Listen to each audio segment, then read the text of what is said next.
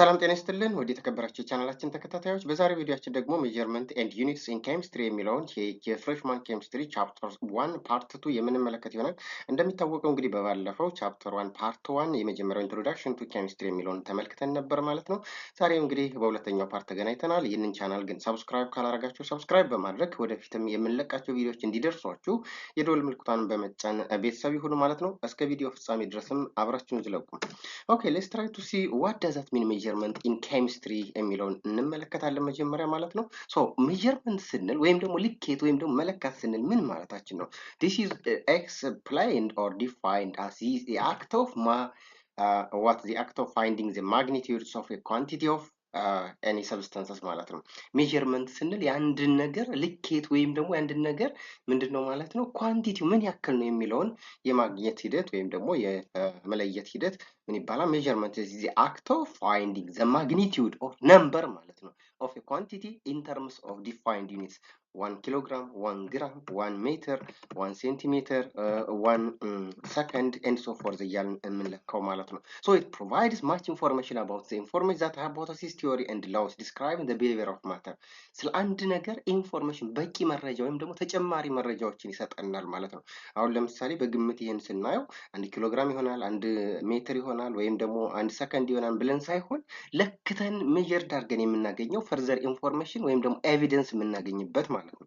So what information or what the messages are obtained from every measurement? እያንዳንዱ ሜጀርመንት ምን አለው ማለት ነው ሶስት ነገሮችን ያካትታል ማለት ነው። one the size of the magnitudes of measurement or number ማለት ነው። ሜጀር ስናደርግ እናገኛለን ቁጥር እናገኛለን ማለት ነው። the other one is standard comparisons of unit ይኖረዋል ማለት ነው። the other one is indicator of the uncertainty of measurement ለምሳሌ 5 ኪሎግራም ልን እንችላለን ማለት ነው። 5 ኪሎግራም this is why 5 is number then kilogram is a unit that describes the mass of an object ማለት ነው። so every measurement provides three basic informations: magnitude, number, plus unit, plus what? Uncertainty ማለት ነው። good so the number in measurement can be represented in different ways. እንግዲህ ነምበሩ ወይም ደግሞ ቁጥሩ ሜጀርድ ካደረግን በኋላ በተለያየ መንገድ አንድ በዴሲማል ወይም ደግሞ በነጥብ ሊቀመጥ ይችላል። the other one scientific notation የምንለዋለን ማለት ነው።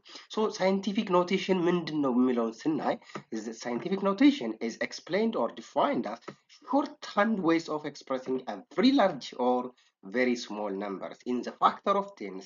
በጣም ትልቅ የሆነ ቁጥርን ወይም ደግሞ በጣም ትንሽ የሆነ ቁጥርን በነጥብ የሚቆጠር ቁጥርን በ10 ፋክተር ወይም ደግሞ በኤክስፖነንት የመግለጽ ሂደት ሳይንቲፊክ ኖቴሽን ብለን እንገልጸዋለን። such for example 298,000 kilogram we can express or write in the forms of 2.98 times 10 raised 5 kilograms, that is in the power of 10 ማለት ነው።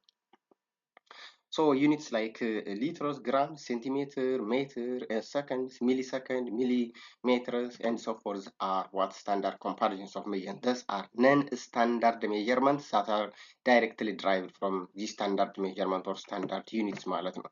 so standard units ስንል ምን ማለታችን ነው? standard units are a fixed internationally agreed units where their international society can be what understand it ማለት we call it international systems of unit or SI unit ብለን እንጠራቸዋለን ማለት ነው። so units are other properties may be what derived from the 7 basic units. We have 7 fundamental units in previous history of or in previous learning of high schools, maybe in physics or in chemistry.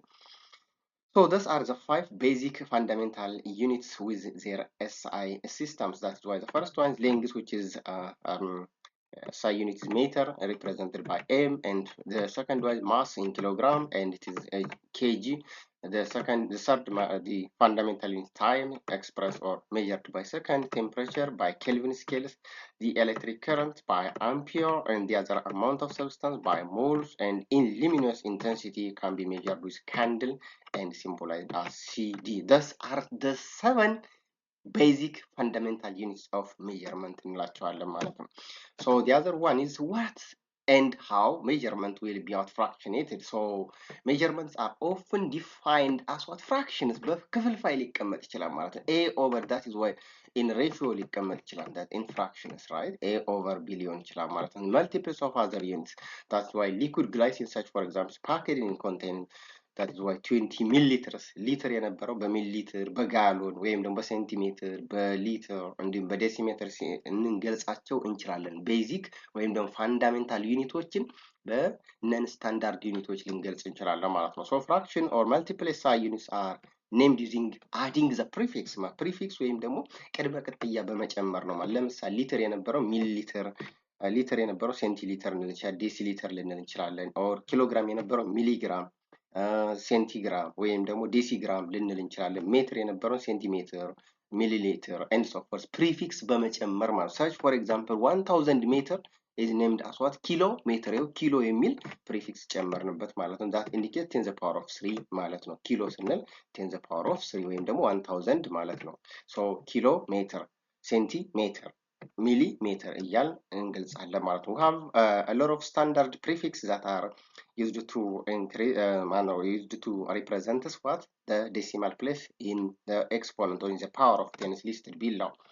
So we have a lot of that prefixes like femto, which is 10 to the power of negative 15. This is pico, 10 to the power of negative 12. Nano, 10 to the power of negative 9. Micro, 10 to the power of negative 6. Milli, 10 to the power of negative 3. And that of centi, 10 to the power of negative 2. Deci, 10 to the power of negative 1. And this kilo, 10 to the power of 3. Mega, 10 to the power of 6. Giga, 10 to the power of 9. Terra, 10 to the power of 12 and so forth are the major common prefixes that are used in our daily life to measure non-standard units. So 1 femto 10 to the power of negative 15 seconds, 1 femtosecond. Excellent. So the next one is SI basic units and their measurements or fundamental units. The first fundamental units are lengths, which are an SI units of length is meter, but we have a lot of non-standard units. የተለያዩ ነን ስታንዳርድ ዩኒቶች አለው። ሴንቲሜትር አለው፣ ሚሊሜትር፣ ዴሲሜትር፣ ኪሎ ሜትር ምንላቸው። እንግዲህ 1 ኪሎ ሜትር it is equivalent with 1000 meter or 10 to the power of 3 meter. 1 centimeter is equivalent with 0.01 meter or 10 to the power of negative 2 meter, and 1 millimeter is equivalent to 0.001 meters or 10 to the power of negative 3 meter. So centimeter, millimeter, kilometers are the non-standard units which used to measure length, but the fundamental and SI units of meter is the length is represented or measured by meter. So the second fundamental unit is mass, which is the standard units with measured by kilograms, but a lot of non-standard units are used to measure the mass of an object, like pounds, it may be grams, and so milligrams, centigram, and so forth. So 1 kilogram is equivalent with 2.2 pounds. The gram or 1 gram is equivalent within that of 1 to 1000 mass of a kilogram or 10 to the power of negative 3 kilograms. Excellent. So the next fundamental unit is temperature, which is defined as or it is explained as the measure of hotness or coldness of a substance or an object. የአንድን ኦብጀክት ሙቀቱን ወይም ደግሞ ቅዝቃዜውን የምንለካበት hotness mean በጣም የሚግለት ማለት ነው። coldness ምን በጣም ቅዝቃዜውን የምንለካበት measurement fundamental quantity temperature እንለዋለን. Is an intensive property that we have seen in the previous or in the first part of the chapter 1, intensive properties that are properties which does not depend the amount of a substance ማለት ነው። whether it is 1 liter of cup or 1 liters of water or it may be the barrels of water and በርሜል ውሃ ይሁን አንድ ብርጭቆ ውሃ ግን ሆትነሱ ወይም ኮልድነሱ የምንለካው በመጠኑ ሳይሆን this ባለው ቴምፕሬቸር ነው ማለት ነው። so the IUPAC convergence is to use Kelvin. Kelvin is the SI unit or the SI unit standards of that of the temperatures of an object. But there are a lot of non-SI units like the Celsius scales. Most are familiar, and most of the time people are considered it is SI unit, but it's not SI units of the temperature. So water freezes at 0 degree Celsius. ብዙውን ጊዜ እንደምናውቀው ውሃ የሚቀዘቅዘው ወይም ደግሞ ወደ በረዶ የሚቀየረው 0 ዲግሪ ሴልሺየስ ላይ ነው። በኬልቪን ስኬል ስንለካው 273.15 ነው። ውሃ ደግሞ ወደ ጋዝ ወይም ደግሞ ቦይልድ የሚሆነው 100 ዲግሪ ሴልሺየስ ላይ ነው። በኬልቪን ስኬል 373.15 ነው ማለት ነው። so the human body temperature we know that 37 degree Celsius ነው እንደምናውቀው በኬልቪን ስኬል ደግሞ 310 ይሆናል ማለት ነው። so the other and the next fundamental unit is time. Time is a major fundamental physical quantity which has an SI units of second but a lot of non SI units are used to measure the times of the time periods of the quantity or whatever we take to do an activity. So small and large time interval can be expressed with the appropriate prefixes like microsecond ሊሆን ይችላል, that is 10 to the power of negative 6, millisecond or megasecond ሊሆን ይችላል 10 to the power of 6 positive 6, that is why hour ሊሆን ይችላል. We can use days, we can use what minutes, we can use what some months, and a lot of non-SI units are used to measure time. So look at, this is an exercise to practice by yourself. What is the second measurement in 1 years of time? እንግዲህ በአንድ ዓመት ውስጥ ስንት ሰከንዶች ይኖራሉ የሚል ነው። እንግዲህ በአንድ ዓመት ውስጥ 365 ቀኖች ይኖራሉ። በአንድ ቀን ውስጥ ደግሞ 24 ሰዓት አለ። በአንድ ሰዓት ውስጥ ደግሞ 60 ሚኒት ወይም ደግሞ ደቂቃ አለ። በአንድ ደቂቃ ውስጥ ደግሞ 60 ሰከንድ አለ። ይሄን አባዝተን የምናገኘው that is the multiple product of such word numbers 31,536,000 seconds are available in 1 year of 365 days. Here the next SI units, what we are trying to see is derived SI units. We can derive many units from the 7 standard units. ከሰባቱ ምንድን derived ወይም ደግሞ derivative ዩኒቶች ማግኘት ወይም ደግሞ እንትን ማለት derive ማድረግ እንችላለን ማለት ነው። For example, we can use length to derive what? Volume. Volume is a product of 3 length times what? Another 3 lengths. So that's why meter times meter times meter cubed ይሆናል ማለት ነው, because volume is the quantity which is derived from length and measured with a SI unit called meter cubed. So to dispense a cubic meters of water, we could build a cubic box and within an radius of exactly 1 meter ማለት 1 ሜትር ከሆነ 1 ሜትር ሲባዛ 1 ሜትር ሲባዛ 1 ሜትር 3 ጊዜ ስናደርገው 1 ሜትር ኪዩብ ይመጣል ማለት ነው.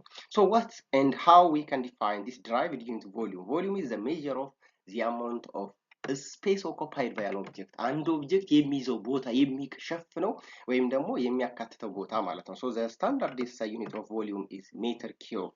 So as a relative volumes shown in the cube is 1 meter cube, 1 decimeter cube ልንል እንችላለን, 1 liter ልንል እንችላለን, and there are 1 centimeter cube or 1 milliliter ልንል እንችላለን. Those are non-standard units measured the volumes of an object. Excellent. So the next one is density. The density of a substance is the ratio of mass of an object or a sample divided by the volumes of an object. In mass, this is a standard unit, but the volume is, the volume is what? Derived in. So the ratio of mass of a substance divided by the volumes of a substance gives us density. Effect type per kilometer, kilogram, mass unit, no meter cube, the volume, no mass. So this is a standard units for the density is kilogram per meter cubed, or it can also express by different non-standard units like gram per centimeter cube, gram per liter, and so forth. ልናደርግ ወይም ደግሞ ሜዥር ልናደርግ እንችላለን. Mostly gram per centimeter cubed is for solids and liquid substance, but gram per liter is for gaseous substances. Although there are exceptions, most liquids and solids have densities ranging from 0.7 gram per centimeter cube, the density of a gallon, to what? 19 gram per centimeter cube. So generally, density of an object is expressed by the formula density is equals to mass divided by volumes of substances. Excellent. Those are a density of a common substance are expressed in different physical different units like IC በረዶ የምንለው 0 degree centigrade ላይ ነው. So the density becomes 0.92 gram per centimeter cube, iron 7.9, copper 9 gram per centimeter cube, lead 11.3, silver 10.5 gram per centimeter cube, gold 19.3 gram per centimeter cube. The other one, water 1 gram per centimeter cube, ethanol 0.79, acetone 0.79, glycine is 1.26, and so forth. Gasoline 0.7 up to 0.77, mercury 13.6, and the other one just those gases like dry air, oxygen, nitrogen, carbon dioxide, helium, neon, and randoms have their own respective temperature, the density at standard temperature and what? Pressure at 25 degree centigrade and 1 atmosphere pressure ማለት ነው. So example, these are given. So calculations of a density gold in bricks, bar, and coins based on been formed in currency of a century. Generally, we have a density of gold, but we have what the length is given by 2 centimeter, and the mass of an object is given to be 90.7. So what will be, what is the density of the lead if a cubic lead has what, the length just like this. ሜትር ወይም ደግሞ ሌንግዝ ተሰጥቶናል፣ ማስ ተሰጥቶናል። ሌንግዝ ከተሰጠን ቮሊዩም ድራይቭ ማድረግ እንችላለን። ሌንግዝ ታይምስ ሌንግዝ፣ ቅድም እንዳልኳችሁ ታይምስ ሌንግዝ 3 ጊዜ ማብዛት ማለት ነው። ከዛ ማሱም አለን። ስለዚህ ማስ ኦቨር volume density ሰጠና ማለት። so this is why length is 2 centimeters equals to 2 centimeter times 2 centimeter gives us 8 centimeter cube, and the mass must be given is 90.7. so 90.7 divided by 8 centimeter cube gives us 11.3 gram per centimeter cube as mentioned here. lead here, this is what 11.3 gram per centimeter cube ማለት ነው። good. So let's try to proceed measurement and uncertainty in chemistry. Majorly, what are measurement and what does uncertainty mean? So counting is the only type of measurement that is free from any uncertainty or any fraud of measurement. Counting ስንቆጥር 1 2 3 4 የሚቆጠር ነገር ከሆነ ምንም አይነት ምን አይኖርም ማለት ነው፣ measurement error አይኖርም ማለት ነው, unless measurement will be susceptible for uncertainty. ነገር ግን ሌሎች measurementዎች በነጥብ በምናምን ወይም ደግሞ ለክተን የምናገኛቸው ነገሮች ምን ያደርጋሉ ማለት ነው፣ uncertainty የተጋለጡ ናቸው ማለት ነው። by counting the eggs of a carton, ለምሳሌ ካርቶን ውስጥ ያለን ኤግ ወይም ደግሞ እንቁላል መቁጠር that is why everyone will be what exactly what correct ነው ወይም ደግሞ ማንም ሊሳሳት አይችልም ማለት ነው። the numbers of defined quantity are also what exact by definition. 1 feet is exactly what 12 inches. አንድ ፊት ለምሳሌ 12 ኢንች መሆኑ ይታወቃል። አንድ ኢንች ደግሞ 2.54 ሴንቲሜትር መሆኑ ይታወቃል። 1 ግራም ደግሞ 1 ኪሎ ግራም 1000 ግራም ወይም ደግሞ 1 ግራም 0.001 ኪሎ ግራም መሆኑ ይሄ የታወቀ ነው ማለት ነው። unless counting other than measurements other than counting it are susceptible for uncertainty. ሌሎች ሜጀርመንቶች ለአንሰርቴኒቲ የተጋለጡ ናቸው ማለት ነው። so the next one is what does that mean significant figures in measurement. the number of measured quantities are like defined or directly counting is not exactly correct or true. So to measure the volumes of a liquid in a graduate cylinder, such for example, you should make readings of the buttons of meniscus, lowest point. እዚህ ጋር ለምሳሌ ስናነብ 20 ይላል ማለት ነው። እዚህ ጋር ለምሳሌ በምናይበት ጊዜ እስከዚህ ድረስ ነው። ሌላ ሰው ሲያይ ደግሞ ምናልባት ሊወርድበትም ይችላል፣ ከፍ ሊልም ይችላል ማለት ሜጀርመንቱ አራውንድ እዛ ሆኖ እዛው አካባቢ ሆኖ ለምሳሌ እኔ ስለካ 20 ሊመጣ ይችላል፣ ሌላ ሰው ሲለካ 20.1 ሊመጣ ይችላል፣ ሌላ አሁንም ሶስተኛ ሰው ሲለካ 19.9 ሊመጣ ይችላል ማለት that is why ምን ይኖራል ማለት ነው uncertainty in between measurement ይኖራል። uncertainty የምንለው በመካከል ያለ ልዩነት ማለት ነው። if the coin is weighted on a measure sensitive balance, ለምሳሌ እንትን ላይ ሚዛን ላይ ያስቀምጠን አንድን ኮይን ወይም ደግሞ ሳንቲም ብንለካ እንደዚህ መጣ ብንል 6.723 ግራም.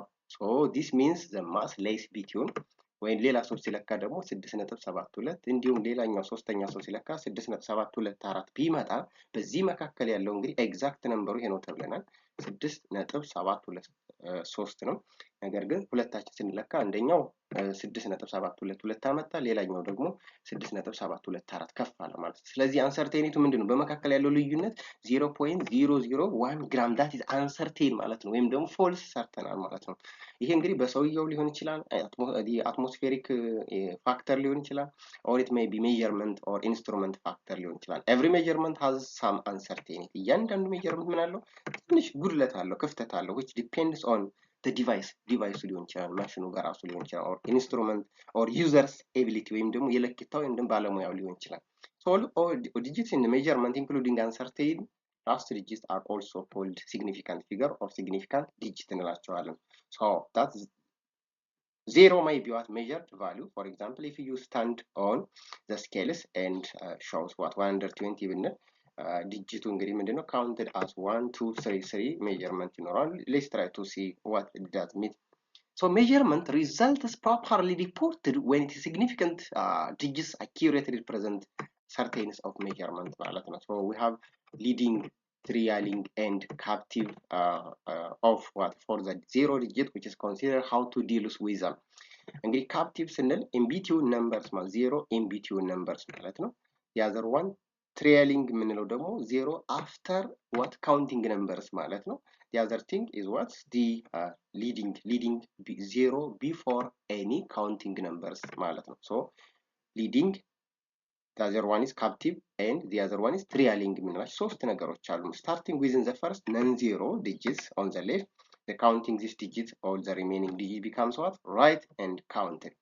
Good, so the standard እዚህ ጋር እንደምንመለከተው 1 2 6 7 አለ። this is non-zero ምንም አይነት ዜሮ የለውም, therefore there is no zeros in the number. the other one 55.0 አለ. the first non-zero on the left but the zero is on the right side ማለት ነው። captive ስንል እንግዲህ ምንድነው? zeros result from measurement that are therefore always significant ነው። captive ከሆነ captive ምንድነው ብለናል ማለት ነው። እዚህ ጋር እንደተመለከትነው captive ማለት ዜሮ in between numbers ማለት ነው። ዜሮ in between numbers በቁጥሮች መካከል ሁልጊዜም countable ነው ማለት ነው፣ ወይም ደግሞ ይቆጠራል። leading ዜሮ የምንለው ደግሞ መጀመሪያ ላይ ከመጣ never significant ዜሮ ከቁጥሮች ቀድሞ የሚመጣ ነጥብም ቢሆን ምንም ይሁን አይቆጠርም ወይም ደግሞ significant figure ሊሆን አይችልም ማለት ነው። look at this is what the first number 70.607 አለ ማለት ነው። ለምሳሌ እዚህ ጋር የምናየው እንግዲህ zero after number counter ነው። zero between number is also counter ማለት but here እዚህ ጋር ብንመጣ ምን አለ 0.00832407 አለ። zero before numbers that is leading zero የምንላቸው non significant አይቆጠሩም። ስለዚህ የምንቆጥረው ከየት ተነስተን ነው? ከ8 3 2 4 እስከ 7 ድረስ ያሉትን 1 2 3 4 5 6 significant figure አለው ማለት ነው። ዜሮን አንቆጥረውም ማለት ነው። but it can also express by in the form of 8.32407 10 the power of -3 ማለት እንችላለን. this is why the countable number is this one 1 2 3 4 5 6 6 digit a significant digit ነው. a number of significant figure is uncertain in a number that ends with what 0 to the left of the decimal point. ከዜሮ በፊትና ማን ነው ከዜሮ በኋላ ካለ significant ambiguous ይፈጥራል ማለት ነው። ambiguous ምንድነው? such for example 1300 ግራም ቢኖረን ambiguity ማለት confusion ማለት ነው። አንዱ 2 ነው፣ አንደኛው 3 ነው፣ አንደኛው 4 ነው ሊል ይችላል ማለት ነው። ways of expressing 1300 ለምሳሌ 1.3 times 10 the power of 3 ልንለው እንችላለን or 1.30 times 10 the power of 3 ሊል ይችላል ሌላ ሰው ማለት ነው። or it can be expressed in the form of 1.300 times 10 the power of 3 ሁሉም ምንድናቸው? equal ናቸው፣ ተመሳሳይ ናቸው። that will shows what 1300 gram ማለት ነው። so እዚህ ጋር ስንመጣ ምን አለው 1.300 0 after number is countable ነው። ስለዚህ እዚህ ጋር አንድ ዜሮ አለ። ስለዚህ 1 2 3 significant figure አለው። እዚህ ጋር ስናይ ዜሮ የለም፣ ሁለት significant figure ይኖረዋል። እዚህ ጋር ስንመጣ ደግሞ አራት significant figure ይኖራል። that will what results in ambiguity in measurement and significant digits ማለት ነው። so the other one significant figures in calculation ላይ ወይም ደግሞ ካልኩሌት ስናደርግ እንዴት ነው significant figure የምንጠቀመው የሚለውን ስናይ ደግሞ adding subtracting add እና subtract ወይም ደግሞ ስንደምርና ስንቀንስ ምንድነው just the result of the number with the least numbers of decimal place must be what round up the least certain value in terms of addition or subtraction መጨረሻ ላይ ውጤቱን ወደ ትንሽ significant digit ወዳለው ምን እናደርገዋለን? round the ሪዛልቱን ማጠጋጋት ማለት ነው። multiplication the same is true, but that is why round the results of the same numbers of digits and the number with the least numbers of significant figures, so it is multiplication is also the same. such for example እንግዲህ አምስት ነው። አሁን አስቸጋሪ ሁኔታ ምንድነው? አምስት ከሱ ቀጥሎ ያለውና ከሱ ቀድሞ ያለው ቁጥር ይወስነዋል ማለት ነው። the digit to be what drop out or to one immediately to the right of the digit retains less than 5 ከሆነ round down ወደ ታች ነው የምናጠጋጋው ማለት ነው። ከአምስት ቀጥሎ ወይም ቀድሞ ያለው ቁጥር ደግሞ right ከፍ ያለው ወይም ከአምስት በላይ ከሆነ we can round up ወደ ላይ ነው ከፍ የምናደርገው፣ በአንድ ዩኒት እንጨምራለን ማለት ነው። so the last part of this rule may strike you bit old but based on reliable statistics and aims avoiding any bias ማለት ነው። ወይም ደግሞ bias ማለት አለመስማማት ወይም ደግሞ incorrect ነው። dropping the digit since it is equal to what both possible values of the retained digit. so let's try to see some examples about the calculations እና እንግዲህ እዚህ ጋር ለምሳሌ ተሰጥቶናል round the following to the indicated numbers of significant figures አለው። ለምሳሌ እንግዲህ እንደዚህ አለ። እዚህ ጋር ስንመጣ ምን አለ ማለት ነው 0.02867 አለ። እዚህ ጋር ወደ እዚህ round ልናደርግ እንችላለን። ለምን 5 is some what 7 is what greater than 5 ማለት ነው። እዚህ ጋር ስንመጣ ደግሞ 18.3384 አለ። ስለዚህ ወደ 18.3 ራውንድ እናደርጋለን because 3 is less than 5 ከ5 በታች ስለሆነ ማለት ነው። ከ5 በላይ ከሆነ ወደ ላይ ከፍ እናደርጋለን፣ ከ5 በታች ከሆነ ደግሞ ወደ ታች ዝቅ እናደርጋለን ማለት ነው። እዚህ ጋር እንደምትመለከቱ ማለት ነው። ጉድ ሶ አዲሽን እና ሰብትራክሽን ላይ ስንመጣ ደግሞ ለምሳሌ ይሄን አድ አድርጉ ተባለ። እዚህ ጋር ላይ ስንት አለው? 1 2 3 4 5 ዲጂት አለው። እዚህ ጋር ስንመጣ 4 ዲጂት አለው ማለት ነው። ውጤቱ ላይ ስንመጣ ስንደምራቸው ይሄ ይመጣል ማለት ነው። this is 1 2 3 4 5 አምስት አለው ማለት ነው። ስለዚህ ወደ ዝቅተኛው ነው ራውንድ የምናደርገው። ዝቅተኛው ደግሞ 4 ነው ያለው። ሶ እቺኛዋ ምን ማድረግ አለብን? ራውንድ ማድረግ አለብን ማለት። ስለዚህ እቺ 3 ደግሞ መጨረሻ ላይ ያለችው it is what less than 5 so it is round down ማለት ወደ ታች ነው የሚሆነው። ስለዚህ 5.385 ይሆናል ማለት ነው። ወደ ሁለተኛው ስንመጣ ዘ ሚስጥሩ እዚህ ጋር 3 ዲጂት አለው፣ እዚህ ጋር ደግሞ 5 ዲጂት አለው። ውጤቱ ደግሞ 64.77 ይመጣል። so we can round up to 64 point ወደ 3 ብናደርግ እቺኛዋን ወደዚህ ራውንድ ማድረግ አለብን ማለት። ወደዚህ ራውንድ ስናደርግ 8 መሆን ትችላለች። 8 ደግሞ ወደዚህ 65 ይሆናል ማለት ነው። ኤክሰለንት ዚስ ዋት ኢት ሲምስ ላይክ እዚህ ጋር እንደምታዩት ማለት ነው። እዚህ 5.385 መጣ። ወደ ትንሹ ዲጂት ስናመጣ ወደ 4 ዲጂት ራውንድ አፕ ማድረግ አለብን፣ የመጨረሻዋን ማጥፋት ማለት ነው። እዚህ ጋር እንደምታዩት ደግሞ ወደ 2 ራውንድ ስናደርግ 65 ይመጣል ማለት። የአዘር ዋን መልቲፕሊኬሽን ኤንድ ዋት ዛት ኦፍ ዲቪዥን የምንለው ነው። መልቲፕላይ ስናደርገው እንግዲህ ራውንድ የምናደርገው ወደ ትንሽ ወደ ሆነው ነው ማለት ነው። እዚህ ጋር ስንመጣ መልቲፕሊኬሽን አለ፣ 4 አለው፣ እዚህ ጋር 2 አለው ማለት ነው። የመጣው ውጤት ደግሞ ስንት አለው ማለት ነው?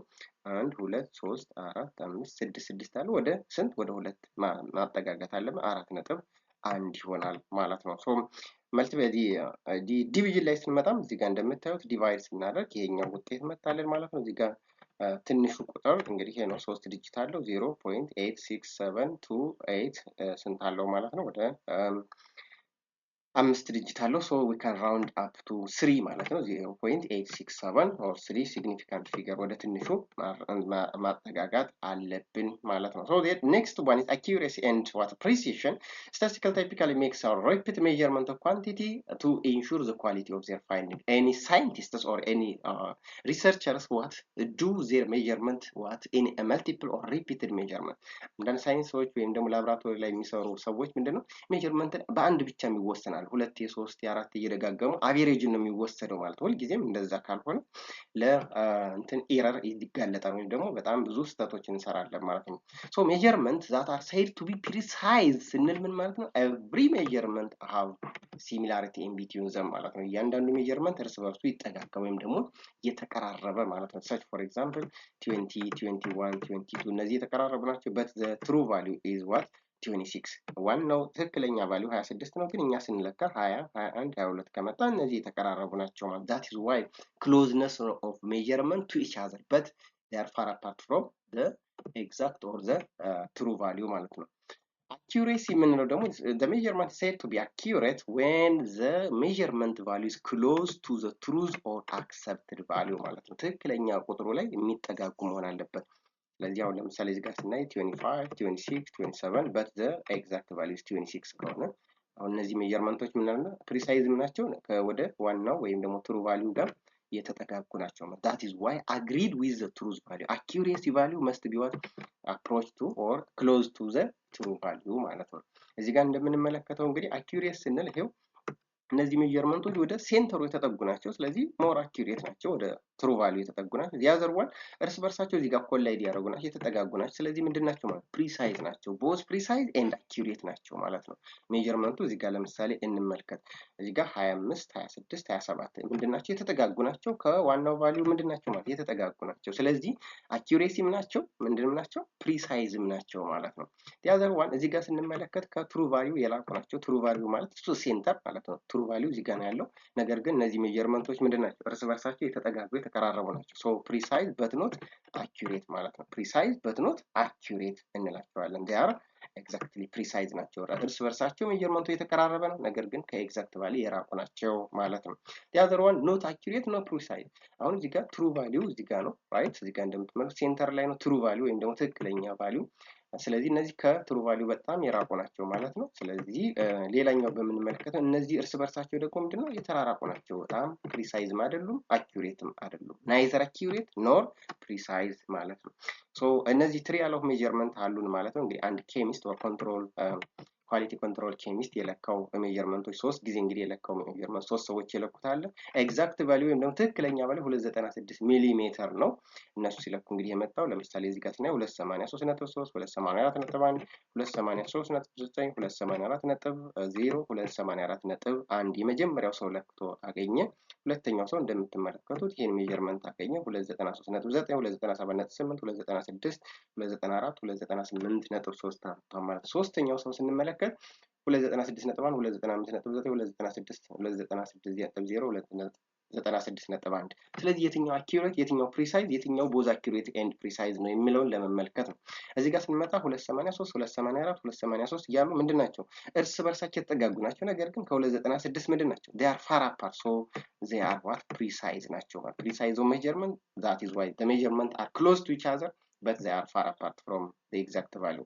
እዚህ ጋር ስንመጣ ደግሞ 298 294 296 297 298 they are close to what 296 ከዚህ ጋር ምንድን ናቸው የተቀራረቡ ናቸው። ነገር ግን እርስ በርሳቸው ሳማው የተራራቁ ነው። 298 እና 294 ቢግ ዲል ዲፈረንስ አለው።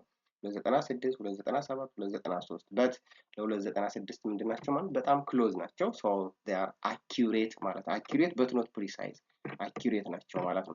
እዚህ ጋር ስንመጣ 296 295 296 296.0 296.1 ስለዚህ ምንድን ናቸው they are closest to each other እርስ በርሳቸው ምንድን በጣም የተጠጋጋ ነው። ይሄው 296.1 ነው 295.9 ተመሳሳይ ነው ኦልሞስት።